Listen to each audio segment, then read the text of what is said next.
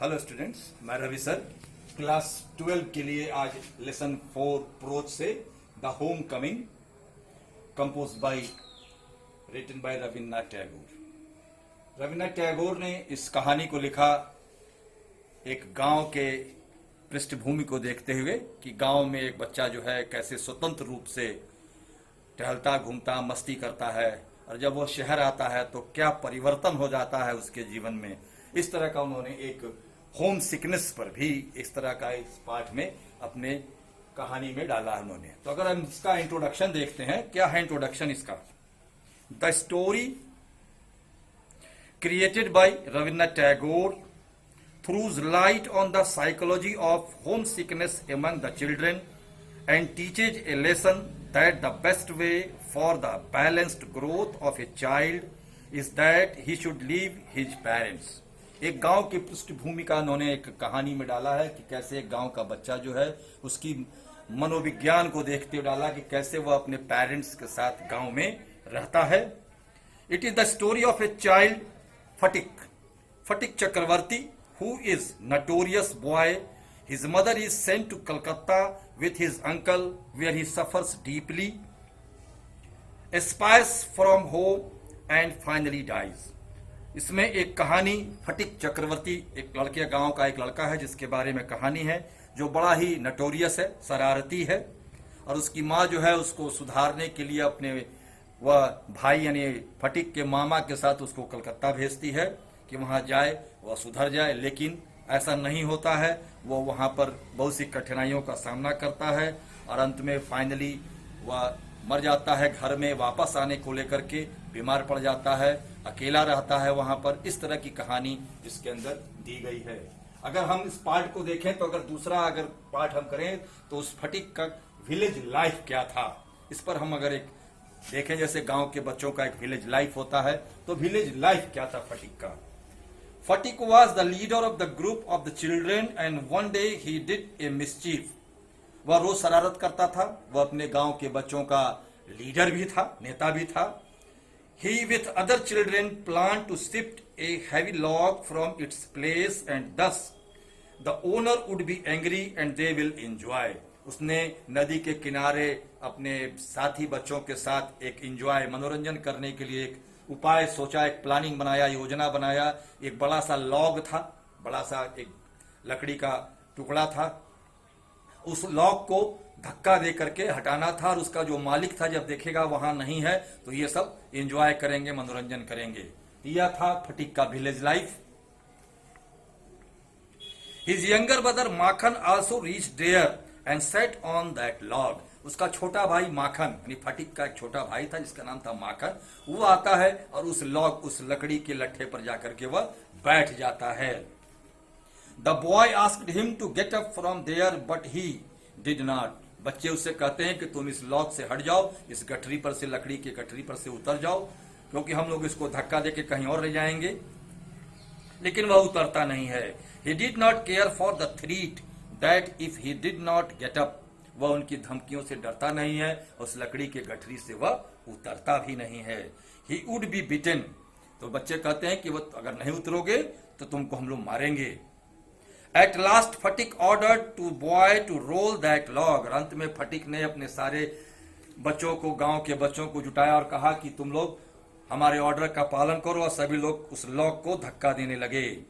The boy did it happily and Makhan had fallen on the ground. बच्चे जो है बड़े खुश हुए, लेकिन माखन जो था वह उस गठरी पर जो बैठा था वह गिर गया उस पर से, क्राइंग लाउडली, और जोर जोर से रोने लगा। ही रस्ड एट फटिक। वह फटिक की तरफ तेजी से दौड़ा। बीट हिम, उसको मारा भी। Stretch him face and went home crying. और उसके चेहरे पर उसने स्क्रैचिंग कर दिया, नोच लिया और वापस घर चला गया।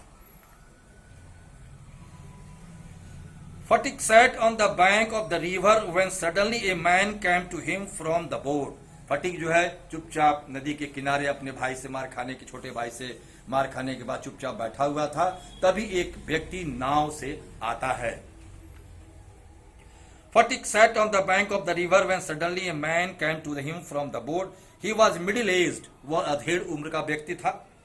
With grey hair, थोड़े से भूरे बाल, एंड डार्क मुस्टैच और घने घने मोच, and asked him where the Chakravarti live, और फटिक से पूछता है कि चक्रवर्ती परिवार जो है इस गांव में कहां रहता है। The boy replied to him carelessly, और फटिक ने उसको बड़े तरीके से उसने उत्तर दिया कि मैं नहीं जानता। अब हम आते हैं विलेज लाइफ के बाद नटोरियस बॉय। वह एक शैतान बच्चा था, नटोरियस था, शैतानी करता था। कमिंग होम माखन कंप्लेन, माखन जब घर आया अपनी माँ को कंप्लेन किया, शिकायत किया फटिक का। Phatik that he was beaten by him very badly, कि फटिक ने उसको बड़ी बैडली, बड़ी बुरी तरह से मारा है।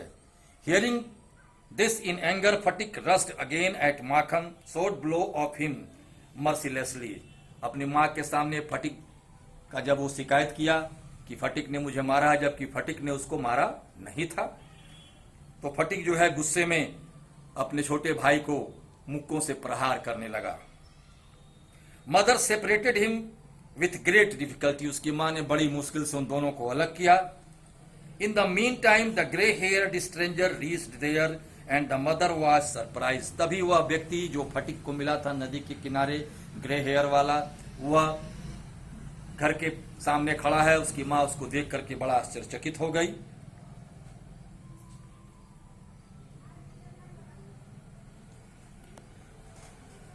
To see him he was her brother Bishambhar, जो उसकी मां के भाई था जिनका नाम था बिसंभर, यानी फटिक के मामा। हु हैड कम फर्स्ट, वो पहले आए। He asked about the children, उन्होंने बच्चों के बारे में पूछा अपने बहन से। शी कंप्लेंड हर सन फटिक, उन्होंने फटिक की शिकायत की। And told while Makhan was a good boy, और कहा कि माखन बहुत अच्छा लड़का है, जबकि उन्होंने फटिक का शिकायत किया अपने भाई से। That man offered to take Phatik with him to Calcutta, और दिसंबर ने अपनी बहन को यह ऑफर दिया कि मैं फटिक को कलकत्ता ले जाना चाहता हूं। Phatik agreed and was very happy to go with him, उस समय तो फटिक बड़ा खुश था कि कलकत्ता जाएंगे, अपने मामा के साथ बड़े शहर में जाएंगे घूमने के लिए। तो यह था उसका नटोरियस जीवन। अब आते हैं जब वह कलकत्ता पहुंच गया तो उसका सिटी लाइफ कैसा था, कैसा उसका जीवन था शहर का। Phatik reached Calcutta with brother of his mother Bishambhar, the aunt of Phatik was not happy to see him, Phatik अपने मामा के साथ कलकत्ता गया, लेकिन उसकी मामी ने जब फटिक को देखा तो वह उसको देख करके प्रसन्न नहीं हुई।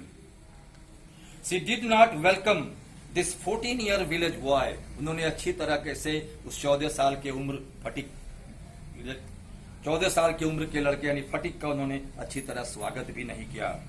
Slowly Phatik began to feel in that home, अब उसको अपने घर की याद धीरे धीरे आने लगी थी। जब उसका मामी का व्यवहार, बच्चों का व्यवहार, शहर का जीवन उसको अच्छा नहीं लग रहा था, तो उसको धीरे धीरे अपने घर की याद आने लगी। There was no open place for fresh air, वहां कोई ऐसा ओपन प्लेस नहीं था कि वह खुले हवा में घूम सके। Phatik always remembered the happy days of village life and the joys of his friends, उसको हमेशा अपने गांव के जीवन के बारे में याद आता था, जहां अपने दोस्तों के साथ वह खेलता था, वह हमेशा उसके जहन में चलता रहता था। His mind suffered from the memory all the day and night, पूरे दिन रात उसके मेमोरी में, उसके मस्तिष्क में यही घूमता था, गांव का जीवन, उसके दोस्त यार, गांव की मस्ती। He was extremely miserable now, लेकिन अब वह असहनीय हो गया था वहां उसका जीवन। Boy insulted him in the school, जिस स्कूल में पढ़ता था बच्चे जो थे उसका इंसल्ट करते थे। And his cousins also ridiculous him and was beaten by the teachers, और उसके जो कजिन्स थे, उसके जो ममेरे भाई बहन थे, वह भी उसका इंसल्ट करते थे, और टीचर के द्वारा अक्सर वह क्लास में मार भी खाता था। In the class too weak in study, कारण था वह स्टडी में वीक था, पढ़ाई में कमजोर था, क्योंकि उसके दिमाग में हमेशा मस्ती रहती थी, गांव की मस्ती, गांव की यादें, जिसकी वजह से वह पढ़ाई में थोड़ा कमजोर रहता था। तो टीचर के द्वारा भी उसको बीटन मिलता था, मार मिलती थी। उसके द्वारा क्लास में जो बच्चे थे उसको चिढ़ाते थे, इंसल्ट करते थे, उसके जो कजिन्स थे वो भी उसका इंसल्ट करते थे। One night he had a bad headache, और उसके एक दिन उसके रात में उसके सर में बहुत तेज दर्द हुआ। and felt that he was going to have an attack of malaria. और धीरे धीरे उसको मलेरिया बीमारी हो गई। तो यह था उसका एक सिटी लाइफ। अब आते हैं उसका मिजरेबल लाइफ, असहनीय जीवन जो उसका था जब वो बीमार पड़ गया मलेरिया बीमारी से, तब उसका जीवन कैसा रहा। फटिक वॉज इन मिजरेबल कंडीशन, फटिक की कंडीशन अच्छी नहीं थी, बहुत दयनीय थी। He was extremely suffering from malaria and was shivering in high fever. Malaria के कारण जो था उसको ठंड दे करके बुखार हो रहा था। He went anywhere he was ill, वह बीमार था। इट वॉज रेनिंग हैविली, और उस रात जब वो घर से चुपचाप बिना कुछ बोले हुए अकेले निकल गया, उस रात बहुत तेज वर्षा हो रही थी। ए पुलिसमैन बॉट हिम होम, और जब फटिक को खोजा गया, घर में नहीं मिला, तो उसके मामा बिसंबर उसको खोजने निकले और पुलिस में कंप्लेन किया उन्होंने, तो पुलिस उसको खोज करके घर ले आई। From head to foot he was covered with mud, कीचड़ से भरा हुआ था वह सर से पैर तक। हिज आंट हेटेड हिम, उसकी जो मामी थी उससे घृणा करती थी। And did not take care him anyway, और किसी प्रकार का उसका देखभाल उन्होंने नहीं किया। Bishambhar looked after the child, Bishambhar ही देखभाल करता रहा। The child cried badly to remember his mother, Phatik जो था बड़ी बुरी तरह से अपनी माँ को याद कर रहा था और रो रहा था। He was in unconscious state, वह मूर्छित अवस्था में था। After some time he looked around, he found nothing, वह अपनी माँ को खोजता था, चारों तरफ कमरे में देखता था, लेकिन उसने अपनी माँ को नहीं पाया, कुछ भी नहीं पाया वहां पर। The doctor was called and he was declared very serious, doctor को बुलाया गया उसकी देखभाल के लिए। डॉक्टर ने यह कहा कि यह बहुत सीरियस हो गया है। मदर वॉज कॉल्ड सून, तभी बिसंबर ने फटिक की माँ को यानी अपनी बहन को बुलाने के लिए कहा, उसकी माँ आ जाए फटिक से मिलने के लिए। The mother entered the room hastily and began to cry, जब उसकी माँ उस कमरे में, कुछ दिनों के बाद माँ आ गई, उसके कमरे में गई, रोते हुए दौड़ते हुए उसके तरफ गई, फटिक के तरफ। She flung herself on the bed of Phatik, flung मतलब होता है उछल कूद करके जाना, जल्दी से पहुंच जाना, तो वह उछलते कूदते हुए जल्दी से फटिक के पलंग के पास पहुंच गई। सी वॉज स्टिल क्राइंग, वह भी जोर जोर से रो रही थी। फटिक सॉ एमलेसली, असहाय, बिना किसी उद्देश्य के, बिना किसी एम के, चुपचाप एक टक फटिक एक तरफ देख रहा था। And at last he murmured, और अंत में उसने धीरे से अपने माँ से कहा to his mother that the holiday had come, कि लगता है छुट्टियां, दुर्गा पूजा की छुट्टियों का दिन आ गया है, क्या मुझे तुम घर नहीं वापस ले जाओगी। यही था ये कमिंग होम, जो घर वापस जाने की कहानी थी। बार बार अपने मामा से वो कहता था कि कब छुट्टियां होंगी, कब हम घर जाएंगे, कब वापस घर जाएंगे। और वह जिस दिन बीमार पड़ गया, उसकी माँ देखने आई तो अपने माँ से कहा कि आज छुट्टियां अभी तक नहीं हुई, मुझे घर जाना है। विथ दोज वर्ड, और इन्हीं शब्दों को कहते कहते अंत में फटिक जो है, फटिक का देहांत हो गया। यह कहानी थी एक होम सिकनेस चाइल्ड के बारे में, एक गांव के जीवन, स्वच्छंद रूप से घूमने वाले लड़के का जीवन जो था, जो गांव में वो फ्री था, वह शहर में जाकर के कैसे बदल जाता है जब लोग उसका केयर नहीं करते हैं, उसके अपने कजिन्स, उसकी अपनी आंट और उसके क्लासमेट्स जो हैं, तो वह असहनीय पीड़ा से तड़पता है और नहीं रहना चाहता। वो चाहता है, अपने मामा से बार बार कहता है, होम कमिंग, घर जाने की बात करता है, कहता है कब पूजों को छुट्टियां होंगी दुर्गा पूजा की, वह घर चला जाएगा। अंतिम वह बीमार पड़ जाता है, मलेरिया बीमारी उसको हो जाती है। और जिस समय की कहानी है, उस समय मलेरिया बीमारी बड़ी घातक थी और डॉक्टर को बुलाया जाता है, लेकिन नहीं ठीक होता है। फिर वो बार बार बेहोशी की हालत में कहता है घर जाने की, उसकी माँ आती है, लेकिन अंत में फटिक बच नहीं पाता है, देहांत हो जाता है। यह कहानी थी यह होम कमिंग की।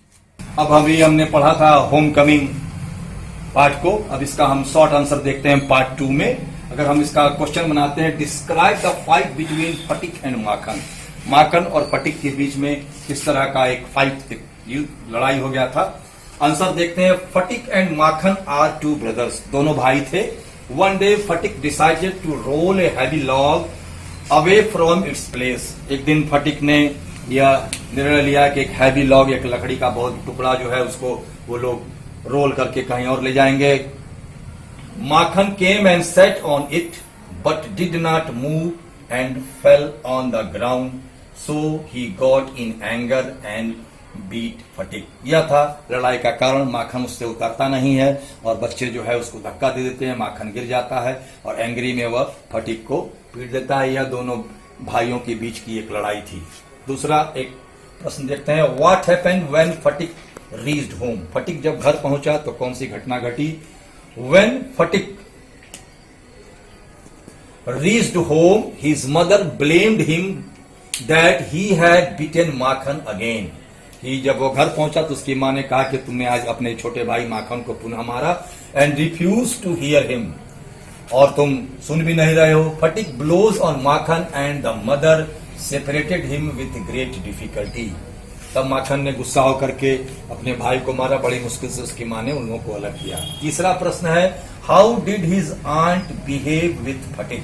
कैसे जब फटिक कलकत्ता गया तो उसकी मामी ने कैसा बिहेवियर किया। When Phatik reached home of his uncle at Calcutta, his aunt did not welcome him, rather considered him to be an unnecessary burden upon her family.